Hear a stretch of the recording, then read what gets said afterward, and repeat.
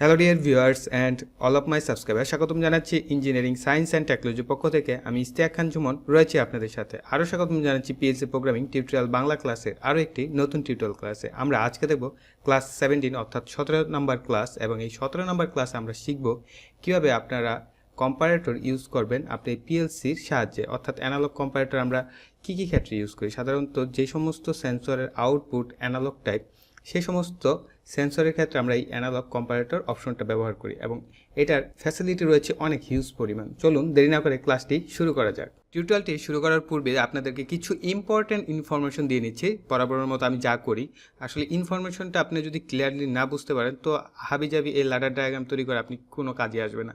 তো তার জন্য আপনাদের ইম্পর্টেন্ট কিছু ইনফরমেশন হচ্ছে, যেমন এক নাম্বার অ্যাকচুয়ালি হয়েছে কি যে আপনাদেরকে আমি কোশ্চেন করতে হবে, আমাকে উত্তর দিতে হবে, তাই না? আর এই কারণেই আমি নিজেই কোয়েশ্চেন করি আর নিজে আনসার দিয়ে দিই আপনাদের, যাতে আপনাদের মনের ভিতরে যে কোয়েশ্চেনগুলো হয় সেগুলোর কিছুটা হলেও জবাব পেয়ে যান। তার জন্য যেমন প্রথম কোয়েশ্চেনটা হচ্ছে যে আসলে এই অ্যানালগটা আমরা কেন অ্যানালগ কম্পারেটর ইউজ করব, আসলে এটার কী কাজ আসতে পারে। ঠিক আছে, তো প্রথমে একটু বলে নিচ্ছি যে সেন্সর মূলত হয়ে থাকে দুই ধরনের, অ্যানালগ টাইপ এবং ডিজিটাল টাইপ। এখন এই অ্যানালগ টাইপ এবং ডিজিটাল টাইপ আমি কেন বললাম, যে সমস্ত সেন্সরের আউটপুট আপনি দেখবেন যেটার আউটপুটে ফিক্সড দুইটা ভ্যালু থাকবে, 0 এবং 1। এখন 0 বলতে হতে পারে এটা গ্রাউন্ড ভোল্টেজ অর্থাৎ 0 ভোল্ট, এবং হাই বলতে আমি বলতে পারি যে হতে পারে একটা ফিক্সড ভোল্টেজ। ঠিক আছে, যেমন 24 ভোল্ট, 12 ভোল্ট বা 500 ভোল্ট, যেটাই হয়। আমরা পিএলসিতে সাধারণত যেই ধরনের সেন্সরগুলো ব্যবহার করি ডিজিটাল টাইপ, যেমন তার উদাহরণস্বরূপ আমি বলতে পারি আপনাদের সাথে যে মেটাল সেন্সর। এটার সামনে যদি কোনো মেটাল পদার্থ ধরা হয়, আউটপুটে দেখবেন ফিক্সড একটা ভোল্টেজ পাবেন প্লাস 24 ভোল্ট, কারণ আমরা পিএলসি অপারেটিং সিস্টেমে 24 ভোল্ট ব্যবহার করি, সো এটার আউটপুটটা 24 ভোল্ট পাবেন। অথবা কি যদি এনপিএন টাইপ হয় তাহলে আমরা কি পাবো, 0 ভোল্ট মানে গ্রাউন্ড। ঠিক আছে, তো এই ধরনের সেন্সরগুলোকে আমরা বলে থাকি ডিজিটাল টাইপ সেন্সর। এখন অ্যানালগ টাইপ সেন্সর হচ্ছে, অর্থাৎ অ্যানালগ আউটপুট দেয় যে সমস্ত সেন্সর, সেগুলোকে যে সমস্ত সেন্সরের আউটপুট ইনক্রিজিং আউটপুট, অর্থাৎ আরও সহজভাবে বলি, ইংলিশ না বলে, ঠিক আছে, অর্থাৎ যে সমস্ত সেন্সরের মান বাড়ে কমে।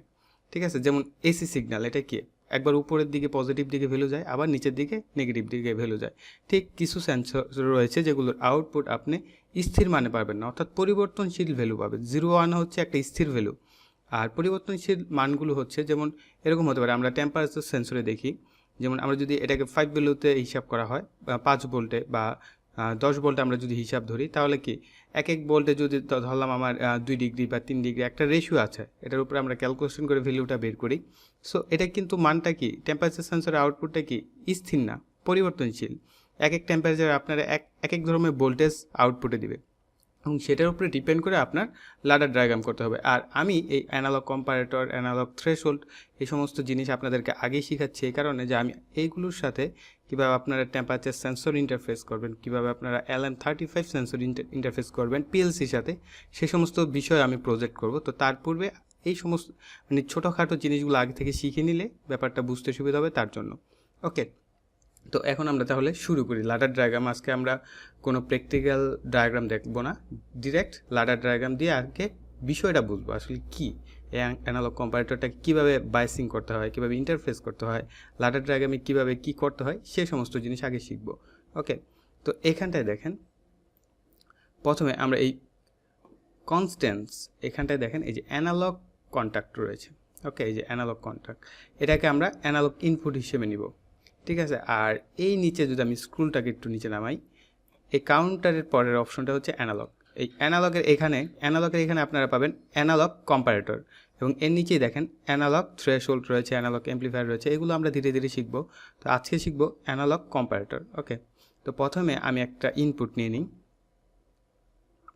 এটা অ্যানালগ কন্ট্যাক্ট, এটাকে বসাবো। ওকে, এখানে কিছু লাগবে না, ওকে করে দিব। তারপর আমি এখান থেকে অ্যানালগ কম্পারেটর নিব একটা, এটাকে সেট করব। ওকে, এখন এই অ্যানালগ কম্পারেটর কীভাবে কাজ করে তার জন্য আপনারা এইটার উপরে মাউসের লেফট বাটন ডাবল ক্লিক করবেন, করার পর হেল্পে চলে যাবেন। এই হেল্প থেকে এটার উপরে দেখেন একটা ডাটাবেস রয়েছে, এই ডাটাবেসে আপনারা এটার অপারেটিং সিস্টেম থেকে শুরু করে যাবতীয় ইনফরমেশন পেয়ে যাবেন। তো এইগুলো একটু আপনারা পড়ে নেবেন, এটার উপরে আপনারা যত ভালো স্টাডি করবেন আপনারা তত বেশি এটা সম্পর্কে জানতে পারবেন। তারপরে কিছু কিছু ইম্পর্টেন্ট জিনিস আপনারা এটা থেকে জানতে পারবেন। ঠিক আছে, তো আমি এটাকে আমি আমার মতো এক্সপ্লেন করছি, আপনারা এইগুলো একটু পড়ে নেবেন কষ্ট করে। ওকে, তো আমি এটার ডিটেলসে না যাই। ওকে, তো এখন দেখেন আমার যেহেতু দুইটা ইনপুট নিয়ে কাজ করতে হবে, অ্যানালগ দুইটা ইনপুট নিয়ে কম্পারেটরে কাজ করতে হবে, আর অ্যানালগ থ্রেশহোল্ডে আমরা একটা নিয়ে কাজ করব, কিন্তু থ্রেশহোল্ডটা কম্পারেটর থাকবে দুইটা, ঠিক আছে। তো ওই ব্যাপারে পরে দেখি। ওকে, আমি আরেকটা অ্যানালগ কন্ট্যাক্ট নিব দুইটা, যেহেতু আমার এটার ইনপুট দুইটা নিয়ে দুইটার রেশিও হিসাব করে কাজ করবে। ওকে, এটাকে একটু ড্রাগ অ্যান্ড ড্রপ করে নিই, এদিক ওদিক সরিয়ে দিই, ওয়ারিংটা কানেকশন করে দিই। ওকে, এটাকেও কানেক্ট করে দিই, এটাকেও টেনে দিই।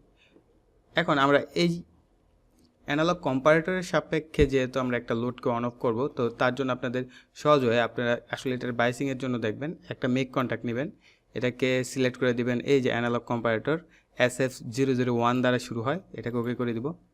আরেকটা নেবেন ব্রেক কন্ট্যাক্ট, ঠিক আছে। তো ব্রেক কন্ট্যাক্ট নিয়ে এটাকেও সিলেক্ট করে দেবেন অ্যানালগ। এতে বুঝতে সুবিধা হবে যে আপনার এই কম্পারেটর মোডটা অন থাকলে কীরকম হয় লোড এবং অফ থাকলে কীরকম হয়। ওকে, তো আমরা আউটপুট নিব এবং কানেকশন করে দেবো। আরেকটা আউটপুট নিই, সরি এটার জন্য যে এটা আমার কি, যেহেতু একটা A1 আছে, তো আমার পরেরটা হবে কি A2, আমরা এটাকে A2 ইউজ করি। এখন আমাদের কাজ হচ্ছে যে এই অ্যানালগ যে আমাদের কম্পারেটরটা রয়েছে এটার ভ্যালু সেট করা। ওকে, তো আমরা এটার ভ্যালু সেট করার জন্য এটার উপরে মাউসের লেফট বাটন ডাবল ক্লিক করব, করার পর আমাদের সামনে এরকম একটা ডায়লগ বক্স চলে আসবে। এখন এখান থেকে আপনারা বিভিন্ন ভোল্টেজ লেভেল সেট করতে পারেন, যেমন 0 থেকে 10 ভোল্ট।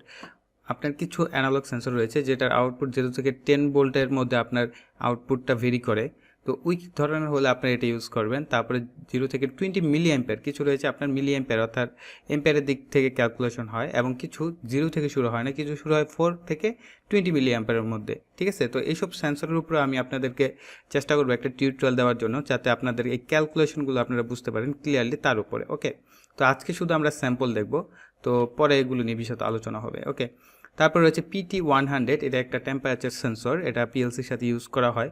তো আপনারা যারা এই PT100 সেন্সরটা জানেন যে এটা হলে অনেক বেটার, এটা যদি আমরা সেট করে দিই, জাস্ট এটার উপর মাউস পয়েন্টার সিলেক্ট করলে অটোমেটিকলি আমাদের কিছু ভ্যালু সেট হয়ে যাবে, আমরা সেই সমস্ত ভ্যালু নিয়ে সরাসরি আমরা পিএলসির সাথে কাজ করতে পারবো। ওকে, এখান থেকে জাস্ট থ্রেশহোল্ডটা আমরা সিলেক্ট করে দিলে হচ্ছে যে আমার কত কাউন্ট হওয়ার পর বা আমার টেম্পারেচার সেন্সরটা কত লেভেলে যাওয়ার পর আমার আউটপুটটা হাই হবে না লো হবে, ঠিক আছে।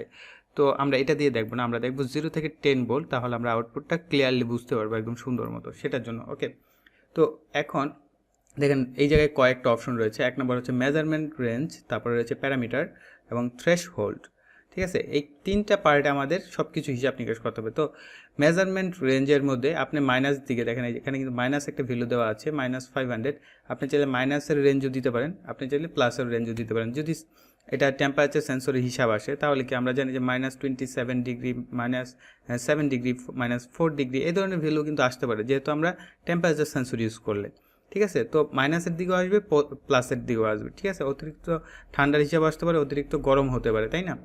এই কারণে মাইনাসের ভ্যালু হতে পারে, ঠিক আছে। আপনারা এই সমস্ত ভ্যালুগুলো বাড়িয়ে কমিয়ে সব কিছু নিজের একটু প্র্যাকটিস করবেন, তাহলে আমার থেকেও বেটার আপনারা জানতে পারবেন। ওকে, তো আমি এখানটায় এরকম কিছু করব না, আমরা এখানে মিনিমাম ভ্যালু ধরে নিলাম আমার সেন্সরের।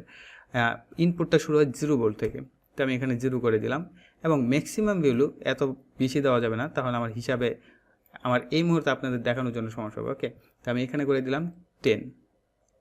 তো 10 করার পর এখন থ্রেশহোল্ড দেখেন, অন থ্রেশহোল্ড আমি 0 রেখেছি এবং অফ থ্রেশহোল্ডে 10, অর্থাৎ আমার টোটালি আমার এই কম্পারেটরের ভ্যালু যখনই 10 হবে তখন আমার একটা লোড অন হবে এবং অপর আরেকটা লোড বন্ধ হয়ে যাবে, ঠিক আছে। এটা কিভাবে হয় তার জন্য আমরা এখন এটাকে ওকে করে দিব এবং সিমুলেশনে গিয়ে দেখবো যে আসলে কাহিনীটা কি এটার ভিতরে, তাই না। আসলে আজকে কিন্তু আমি আপনাদেরকে দেখাচ্ছি যে কিভাবে আপনারা এই অ্যানালগ কম্পারেটরটাকে অপারেটিং করবেন। তো আমরা এখান থেকে সিমুলেশনে মাউস পয়েন্টার ক্লিক করব, অলরেডি আমার একটা বাতি জ্বলছে। খেয়াল রাখবেন আপনারা এই SF001 যে কম্পারেটরটা রয়েছে এটার ভ্যালু কখন 10 হয়। এখানে একটা রয়েছে AI1 এবং আরেকটা AI2। তো AI1 এর ভ্যালু পজিটিভ দিকে বাড়বে, আর AI2 যেটা রয়েছে এটা হচ্ছে নেগেটিভ দিকে ভ্যালুটা, অর্থাৎ এটা হ্রাসের দিকে আসবে, ঠিক আছে। তো আমি দেখাচ্ছি তাহলে বুঝতে পারবেন। আর এখানে টোটাল ভ্যালু 10 হওয়ার পর আমার এই লোডের Q1 এখন জ্বলছে, তখন Q1 বন্ধ হয়ে যাবে এবং Q2 জ্বলবে, ঠিক আছে। এটাকে চাইলে আপনারা ছোটোখাটো প্রজেক্ট ইউজ করতে পারেন। তো এখানে মাউস পয়েন্টার ক্লিক করব, করার পর দেখেন নিচে একটা স্কুল চলে আসবে। চাইলে আপনারা এটা ইউজ না করে এই উপর নিচে করেও এভাবেও মাউস পয়েন্টার ক্লিক করে বাড়াতে কমাতে পারবেন। ওকে, আমি নিচেরটাকে নিচ্ছি, স্ক্রল টেনে করতেই ভালো লাগে। তো উপরের ভ্যালুটা দেখেন, আমি এটাকে যদি একটু একটু করে বাড়াই, উপরের ভ্যালুটাও বাড়ছে, যেহেতু এটা অ্যানালগ। দেখেন 3, 5, ঠিক আছে, বাড়ছে কিন্তু এটা। তো এটাকে আমি 10 করে দিই। দেখেন 10, যখন এই জায়গায় 10 পয়েন্ট সামথিং হয়ে গেছে, এখানটায় দেখেন Q1 বন্ধ হয়ে গেছে এবং Q2 অন হয়ে গেছে। ওকে, এখন এই সেন্সরটা আমার সাপোজ ধরলাম 10, এবং পরের সেন্সরটা এখন ভ্যালু কমাবে, ঠিক আছে। এটার ভ্যালু বাড়া মানে ওটার ভ্যালু কমবে, 10 থেকে দেখেন কমে এসেছে। তার মানে কি আমার আরেকটা লোড, দেখেন আবার পূর্বের মতো Q1 জ্বলে গেছে এবং Q2 বন্ধ হয়ে গেছে। তো এটাকে আমরা যতই বাড়াই এখন কি ওইটাই বন্ধ থাকবে, ঠিক আছে। একটা নির্দিষ্ট ভ্যালু পর্যন্ত আমি সেট করতে পেরেছি। ওকে, এটাকে আবার যদি 0-তে নিয়ে আসি, তার মানে কি আমার ভ্যালু 10 হয়ে গেছে। এখন দেখেন আবার Q1 বন্ধ হয়ে গেছে, Q2 অন হয়ে গেছে।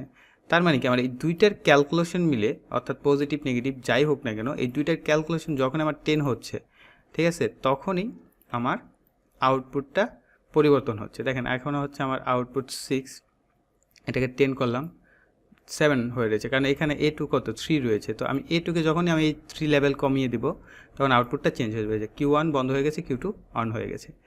ওকে, আশা করি আপনারা বুঝতে পেরেছেন যে অ্যানালগ কম্পারেটর কী।